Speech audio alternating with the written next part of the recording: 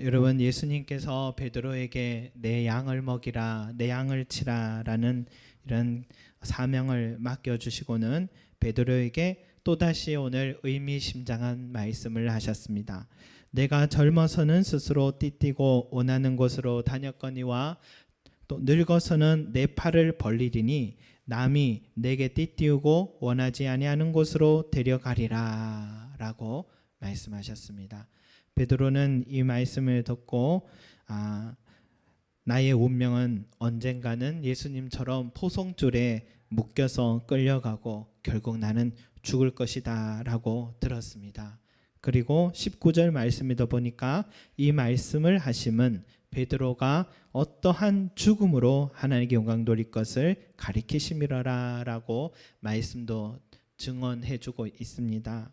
이런 그 말씀을 이렇게 듣고 보니까 베드로가요 갑자기 궁금해집니다. 뭐가 궁금하냐면 성경에서는 그 사람을 예수께서 사랑하시는 제자라고 했는데 그 사람이 예수님이 사랑하시는 그 사람이 앞으로 어떻게 될 것인가 그게 좀 궁금했던 것입니다. 그 사람은 성경에도 나와 있죠. 만찬석에서 예수님의 품에 의지하여 주님을 파는 자가 누구니까 라고 묻던 주님이 사랑하는 바로 그 사람. 여러분, 또 이 사람은 어떤 일이 있었냐? 예수님의 십자가 앞에서도 예수님의 어머니와 함께 끝까지 예수님의 죽음을 지켜줬던 사람.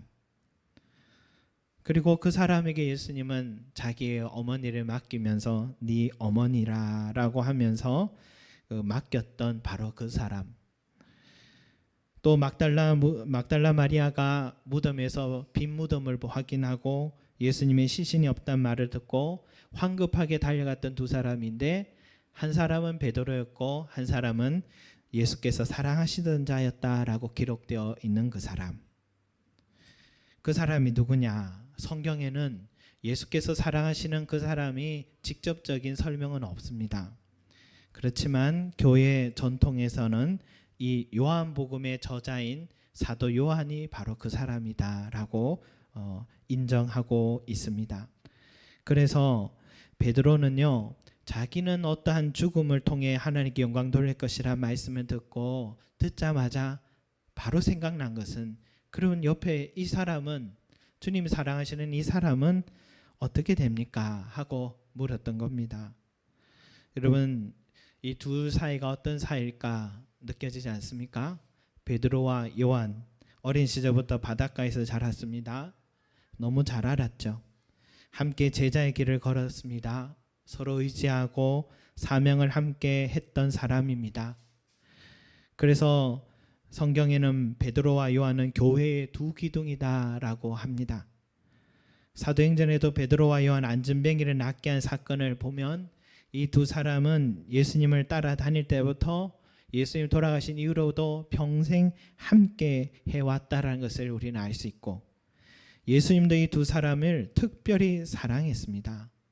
겟세마네 동산에 올라가실 때도 다른 누구보다도 다른 제자들 너희들 여기에 머물러 있으라 하고 이 요한과 베드로만은 겟세마네 동산 예수님의 기도터에 가장 가까운 곳까지도 데려갔던 그만큼 특별히 사랑했던 사람이다 할 수 있습니다.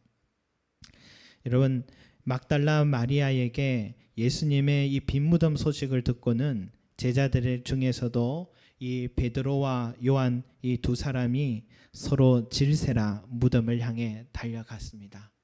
이 사람들이 얼마나 주님 사랑했는지도 알게 되죠. 혹시 그림 볼 수 있을까요? 예.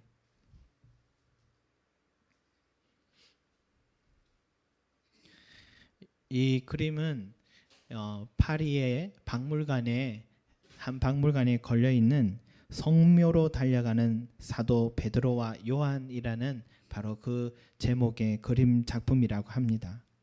여러분 그림을 자세히 보면 이 두 사람의 이 눈빛, 빈 무덤이라는 소식을 듣고 예수님의 시신이 사라졌다는 소식을 듣고 얼마나 간절하게 달려가고 있는지, 얼마나 사랑했는지 그 현장을 확인하고자 앞다투어 달려가다가 결국 베드로가 먼저 무덤을 확인합니다. 두 사람의 지금 이 눈빛만 봐도 이 두 사람이 얼마나 주님 사랑했는가를 우리가 알 수 있겠죠. 또 주님 또한 이 두 사람을 사랑했던 것이죠.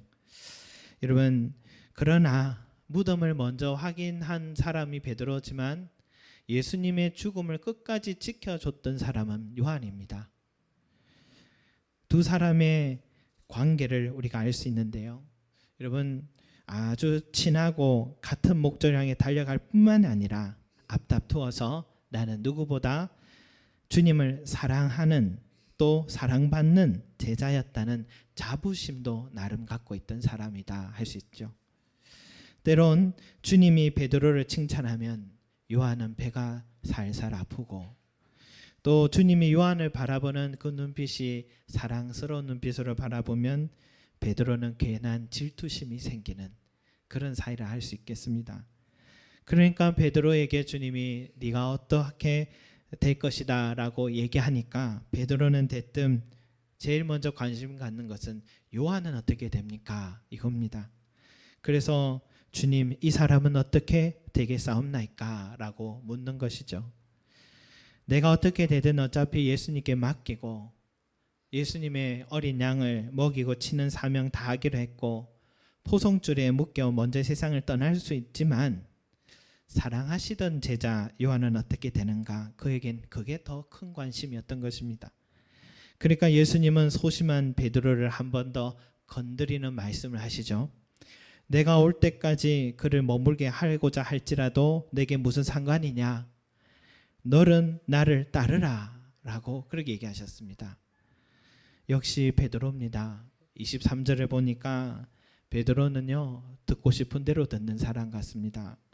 나가자마자 다른 제자들에게 우리는 다 죽는데 저 요한은 죽지 않는데, 주님이 다시 오시는 그때까지 죽지 않는데 하면서 그렇게 또 오해를 하고 그렇게 말하는 겁니다. 여러분, 오해를 잘하는 사람을 가만히 보면 남의 말을 끝까지 안 듣습니다. 경청하지 않죠. 자기 말만 하죠. 주님은 분명히 내가 올 때까지 그를 머물게 하고자 할지라도 내게 무슨 상관이냐라고 하셨는데, 주님의 강조점은 너의 길과 요한의 길은 또 다른 것인데 그게 너와 무슨 상관이냐 이런 뜻이었는데, 뒤에 것은 뚝 잘라서 내가 올 때까지 그를 머무게 하고자 한다 이렇게만 들었던 것입니다. 오해하고 가짜 뉴스를 전파하고 있는 것입니다. 여러분, 우리도 이 말씀을 보면서요, 역사와 연관해서 오늘날에도 우리도 이렇게 이해하고 있습니다. 베드로는 네로 황제 때 거꾸로 십자가에 또 매달려서 또 순교를 당했고, 그런데 요한은 소아시아에서 7교회 세워 목회하다가 밤모섬으로 유배 가서 요한계시록 저술하고, 노년은 에베소 교회 와서 요한복음과 요한서신 쓰고 94세까지 목회하다가 편안한 임종을 맞이했다라는 것을 우리가 역사를 통해 보면서 지금 베드로와 예수님의 대화를 연관해서 해석하는 오류도 갖기도 하는 것입니다. 그러나 생각해 보면 신약 시대의 평균 수명이 50세 전후반이었다 합니다. 베드로는요 66세 나이에 순교를 한 것이죠. 요한이 워낙 평균 나이를 또 훌쩍 뛰어넘었기 때문에 그렇지 베드로가 결코 적게 산 나이가 아닙니다. 그렇다고 요한은 일평생 편안한 생활을 해왔던 것도 아닙니다. 먼저 예수님의 제자가 되기로 한 것 자체가 정말 세상적으로 보면 정말 꼬인 인생을 걷기로 한 것이죠. 또 다 도망갔는데 십자가상에서 끝까지 예수님의 형장을 지켰다면 그의 도당이라고 끌려가서 그도 죽을 수 있는 위험도 그는 감수했었던 사람이죠. 그리고 다른 제자들이 다 순교했지만 그만 유배지로 가게 된 것은 기독교 전승에 따르면 요한도 처음에는 끓는 기름 가마솥에 던져졌다고 합니다. 그런데 상처가 하나도 나지 않아서 핍박자들이 너무 놀라서 그를 밤모섬으로 유배를 보냈다라고 합니다. 그리고 그는 일평생을 외적으로는 핍박을 받고 내적으로는 이단들과 교회 내적으로는 이단들과 싸우면서 예수의 몸된 교회를 세우다가 하루도 단 하루도 편안한 생활을 해본 적이 없던 인생이 사도 요한이다라고 할 수 있습니다. 그러니까 누구의 삶은 편안했고 누구의 삶은 또 길었고 또 그렇게 생각할 수가 없는 것입니다. 저는 어린 시절에 아버지께서 신앙이 참 좋으셨다는 이야기를 전해 듣습니다. 평신도가 하루에 3시간 이상씩 기도를 했다고 하면 일반적인 평신도는 아니었던 것 같습니다. 목회기를 가셨어야 됐는데 그런 기회가 생기지 않은 것 같습니다. 근데 제가 9살 때 지병으로 앓으시다가 9살 때 돌아가셨는데 그때 저는 마음에 궁금했습니다. 하나님이 살아계시면 왜 아버지를 데려가셨을까? 하나님을 누구보다 사랑했던 분인데 왜 아버지의 기도와 그 건강의 회복을 지켜주지 않으셨을까? 그것이 공평하지 않다 하는 생각을 어린 시절에 마음을 갖고 있었습니다. 베드로가 지금 같은 생각이죠. 주님은 왜 나 같은 사람은 저기 전방에 GOP로 보내서 춥고 덥고 늘 실탄차고 위험한 곳에 보내시더니 왜 저 요한은 사단장 CP병으로 보내서 사단장 구두 닦고 다리미질하고 커피나 끓이는 최고의 땡보직을 주시는 것 같아 속이 상했던 것입니다. 그러나 여러분, 성경을 요즘 알면 알수록 인생의 성공과 실패는 성경에서 말하는 인생의 성공과 실패는 전혀 다르구나 하는 걸 깨닫습니다. 얼마나 오래 사느냐 이게 아니라 얼마나 가치 있는 삶을 살아가느냐. 우리 주님 앞에 섰을 때 내가 어떤 삶의 열매를 가지고 드릴 것인가. 부귀영화를 살아가는 게 목적이 아니라 하나님이 우리 각자에게 주신 사명을 잘 감당했느냐. 모두 각자에게 주신 달란트를 가지고 주님께서 우리에게 새 마실 때에 성실하게 내어놓을 수 있을 것인가. 이런 기준을 통해 우리 인생의 성공과 실패를 결정한다라는 것을 배우고 나니까 제가 저희 아버지의 이런 죽음을 결코 허황된 것이 아니다라는 것을 성경의 기준을 통해서 다시 알게 됩니다. 그리고 하나님이 누구는 더 사랑하고 누구는 덜 사랑하시는 것이 아니라 하나님은 모두에게 은혜를 베풀어 주시고 모두에게 한없는 사랑을 베풀어 주신다는 것을 우리는 깨닫게 됩니다. 여러분, 우리 자신의 삶을 들여다보다 보면 알 수 있지 않습니까?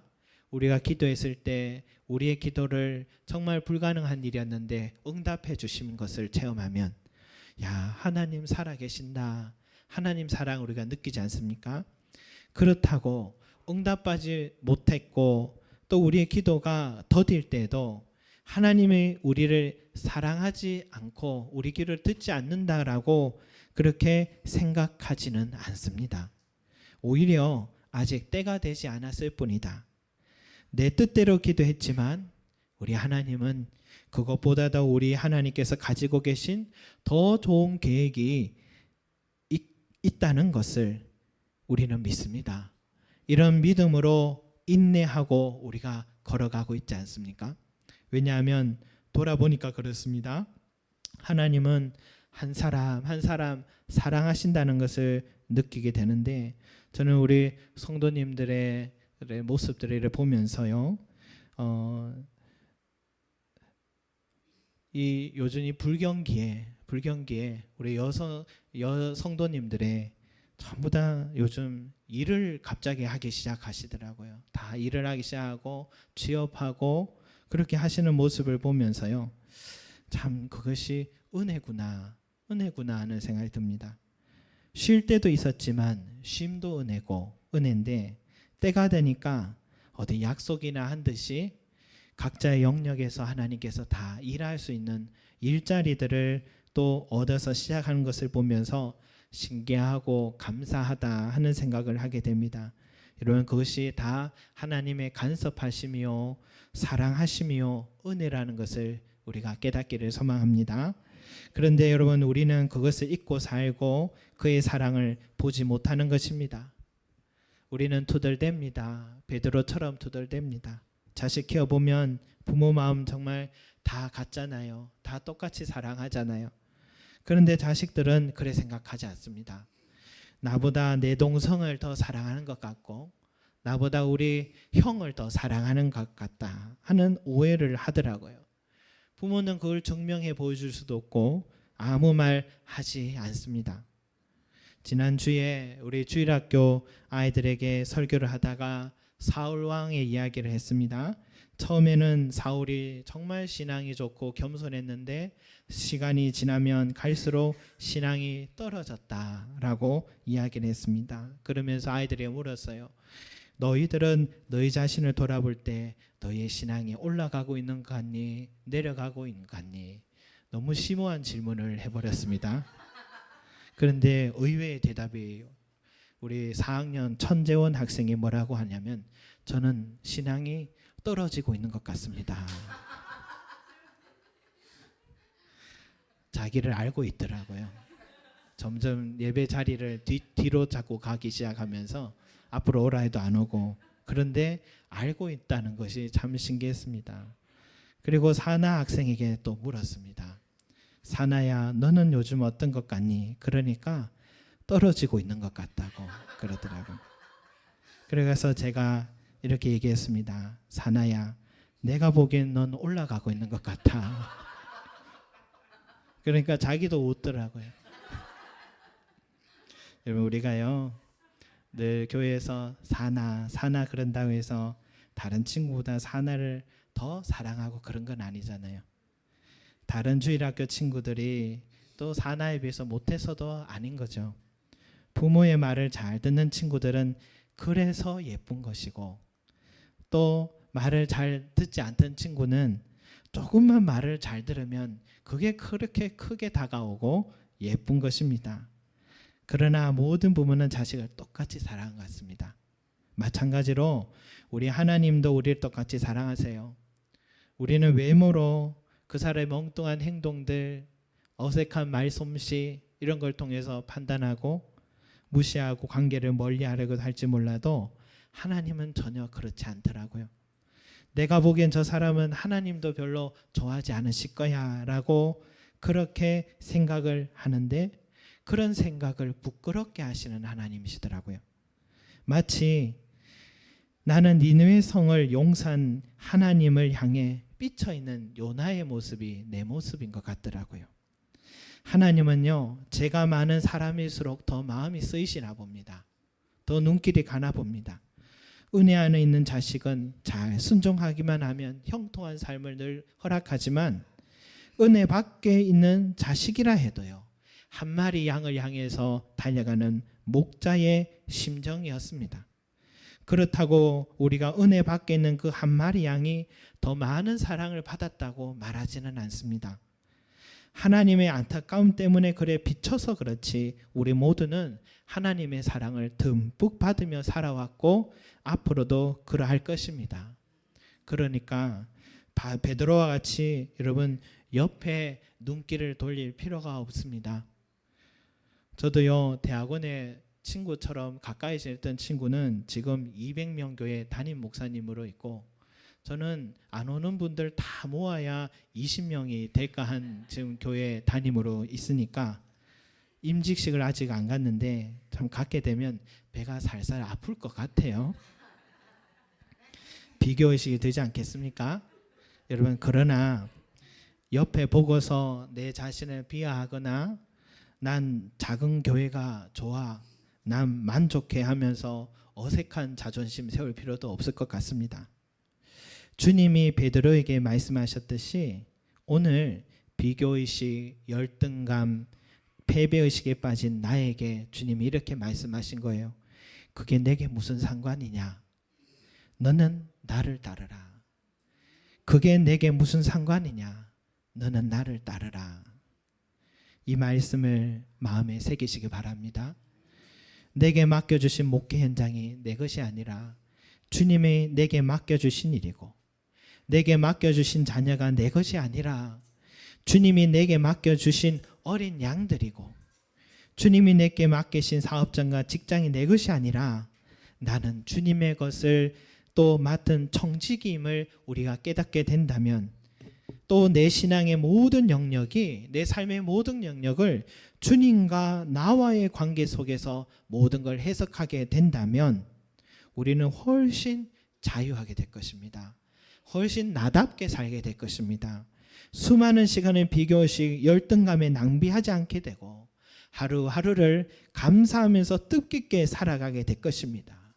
욥과 같이 주신 분도 여호와시요 취하신 분도 여호와시라 하는 이런 믿음의 고백을 우리가 하며 살아간다면 세상이 어떻게 그 사람을 감당할 수 있겠습니까? 여러분, 너는 나를 따르라 라는 말씀에 의지해서 우리가 살아가는 방식은요, 주님께서 가라고 하신 대로 가고 멈추어라고 하신 대로 우리가 멈추고 모든 것이 다 주의 것이라고 생각하면요, 내 마음이 편안해집니다. 또 마음이 편안하면요, 하는 일도 잘 됩니다. 늘 주님과 나와의 관계를 더 소중히 여기니까 그 사람에게는 주님이 더 많은 지혜와 은혜를 베풀어 주셔서 그 모든 행사가 시냇가에 심은 나무와 같이 잎사귀도 푸르고 시절차 열매를 맺고 모든 만사가 형통하게 되는 것입니다. 여러분, 바울을 우리가 생각하면 되게 목표 지향적인 사람이었으리라 생각하지만 그 사람은 그런 삶을 안 살았습니다. 바울의 인생의 목표는 예수님께 붙잡힌 바 된 바로 그것이 나의 인생의 목표다 했습니다. 바울이 그 많은 사역의 열매를 맺게 된 것은 이번 선교여행 1차, 2차 선교여행 갈 때는 10개의 교회를 세우고 50개의 교회를 세우고 100명의 선교사를 파송하고 1만 명의 그리스도인을 만들겠다, 이게 아니었습니다. 그에게 그런 목표가 없었습니다. 물론 목표는 우리를 오늘을 더 열심히 살아가게 하는 긍정적인 부분이 있지만 바울은요, 우선순위를 달리했습니다.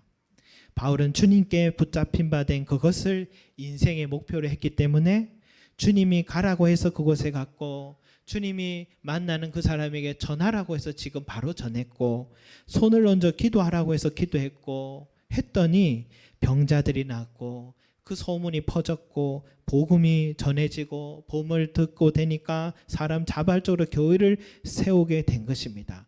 바울이 한 것은 주님의 말씀을 따르기만 했을 뿐이라는 것입니다. 사랑하는 성도 여러분, 옆에 우리가 보지 마시기 바랍니다. 그 사람이 승진을 하더라도 내보다 더 좋은 집을 마련하더라도 나보다 더 빨리 장로 권사가 되더라도 배아파하지 마시기 바랍니다. 나만의 은혜가 따로 있습니다. 나를 향한 하나님의 사랑이 따로 있습니다. 그 사람 사랑하듯이 하나님은 공평하게 나도 사랑하시고 무척이나 사랑하신다는 사실을 잊지 마시기 바랍니다. 중요한 것은 내가 지금 주님을 따르고 있는가? 지금 주님의 음성에 귀를 기울이고 있는가? 오늘 주님을 의식하고 동행하고 있는가? 그것을 잘 체크하시면 걱정이 없습니다. 저도 목회자로서 그런 성도님이라면 그분이 무엇을 하든지 어디에든지 걱정이 되지 않습니다. 왜냐하면 주님이 그분의 삶을 붙들어 주시고 지켜주시고 세워주시는 것은 틀림없기 때문입니다. 여러분, 다른 것, 다른 사람에게 눈 돌리지 마시고 내 마음이 주님을 향하고 있는가에만 집중하시는 저와 여러분이 되시기를